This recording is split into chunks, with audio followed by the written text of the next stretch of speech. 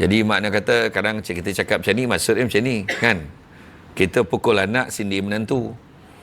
Bila kata tak nak macam perempuan lagi lah banyak baca bahasa kiasan macam tu. Kalau saya kata tak nak tu, saya nak lah. Otak tu kan. Menyusahkan orang lelaki macam tu kan. Kalau saya kata tak nak, saya nak lah. Kalau saya nak tu maksud dia tak nak kan payah orang lelaki. Orang lelaki pula. Orang lelaki bukannya kering macam you all. Faham tak? Orang lelaki bukannya kering macam you all. Sebab dia ni lambap semua ni. Faham tak? Faham tak? Dia lambap ni maksud dia lambek.